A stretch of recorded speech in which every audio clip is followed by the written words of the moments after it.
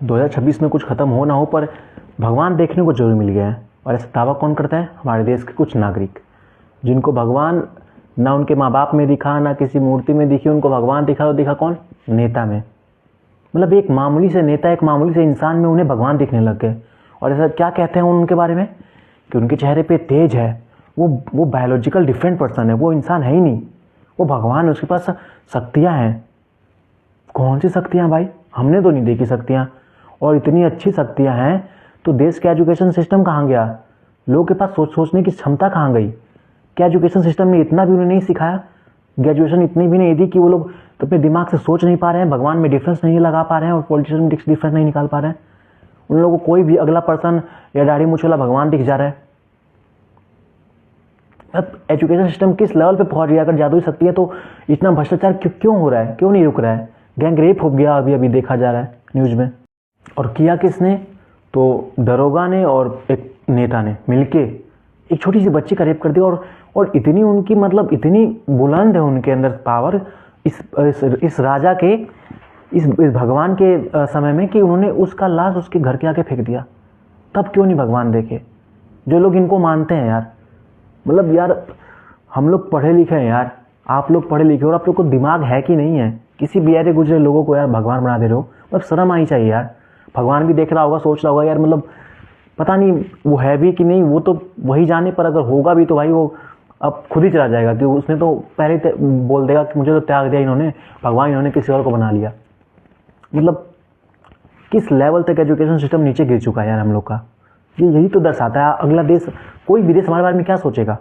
क्या सोचेगा? क्या ये इतने पढ़े लिखे नहीं है कि ये लोग एक पॉलिटिशियन में भगवान में डिफरेंस नहीं निकाल पा रहे?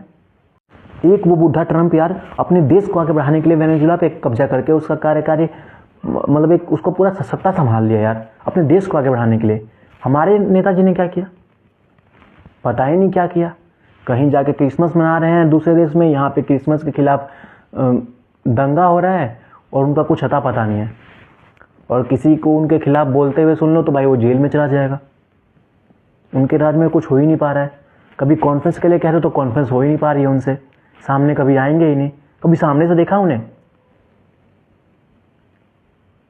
मतलब देश का यार पूरा सिस्टम खराब कर रखा है इन लोगों ने। और ये मीडिया यार, जिनका काम था नेताओं के काम को आगे बताना, वो सब बिक गए हैं, इतनी बुरी तरह बिके हैं कि उनको उनके अंदर सच में भगवान दिख रहा है। वो नेताओं को भगवान बना रहे हैं, रेपिस्ट को सपोर्ट कर रहे हैं। मतलब मीडिया का तो रोल ही खत्म कर दिया इन्होंने। और इनको चाटुकर्ता कोई बोल दे तो इनको अलग मिर्ची लग जाएगी यार। मतलब तुम लोग का जो काम है वो तो मीडिया का काम तुम कर नहीं पा रहे हो, और तुमको अगर तुम्हारे काम गलत काम कर रहे हो उसके ऊपर कोई आवाज़ उठा रहा है तो तुम लोग को अलग मिर्ची लग रही है। और भाई नेताओं के बारे में तो कहें क्या? अब तो इन्होंने इतना, मतलब एक तरफ था तो ये हमारे देश की सेवा करेंगे नेता, हमारे लोगों को सपोर्ट करेंगे।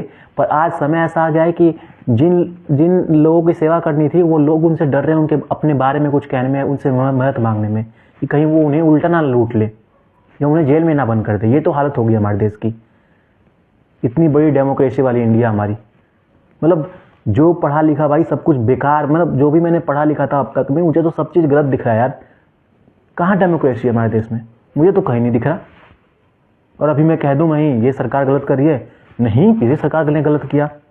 अबे प्रेजेंट में भाई तुम कितने साल से जीतते जा रहे हो? अब तक तो कुछ बदलना चाहिए था ना, देश को आगे बढ़ना चाहिए था ना। इतने सालों से तुम जीत रहे हो पर देश तो उल्टा पीछे जा रहा है, कुछ भी बदलता हुआ नहीं दिख रहा है। यहाँ के यूथ अलग परेशान है, उनके पास जॉब नहीं है और ऊपर से रेप हो जा रहा है यार। मतलब आज के समय में तो सोच के भी शर्म आ रही है यार, मुझे खुद पे शर्म आ रही है कि मैं कैसे देश में रह रहा हूँ और मैं क्यों यहाँ रह रहा हूँ।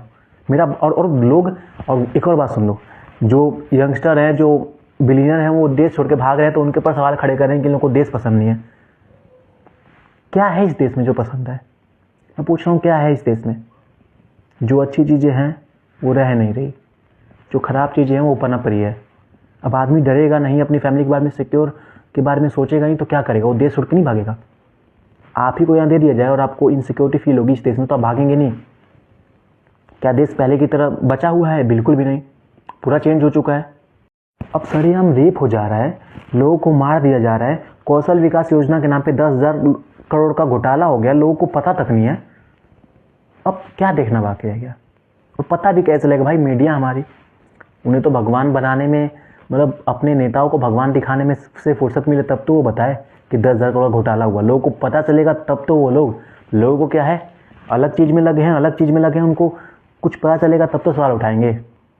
इस देश का काम खत्म है भाई। अगर ऐसे ही चलता रहा तो इस देश पे कोई कब्जा कर लेगा। जैसे ट्रंप ने वेनेजुएला पे कब्जा कर लिया, कोई हम पे कब्जा कर लेगा और हम लोग कुछ नहीं कर पाएंगे। इस देश के नेता तो भाग जाएंगे, फंसेगा कौन? आम आदमी। आज जो नेता भागे वो हम पे राज कर रहे हैं, आगे वाला जो हम पे कब्जा करेगा वो राज करेगा। यही तो हालत होगी हम लोग की। सवाल उठाएंगे नहीं, जो नेता ने बोल दिया वही मान लेंगे, तो कैसे काम चलेगा? आप लोग बताओ, खुद भी सोचो भाई, पढ़े लिखे लोग हो यार।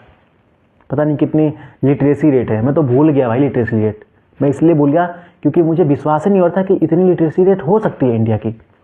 अगर होती तो वो लोग अंधविश्वास पे नहीं मानते, किसी को भगवान तो नहीं बनाते एटलीस्ट, किसी इंसान को। मतलब सब कुछ प्रूफ है उनके पास बायोलॉजिकल, फिर भी उसको भगवान बना दे रहे हैं। तो मैं किस हिसाब से लिटरेसी रेट पे ट्रस्ट करूं? अभी भी समय है यार, कुछ सोच लो और देश को सुधारने में मदद करो यार।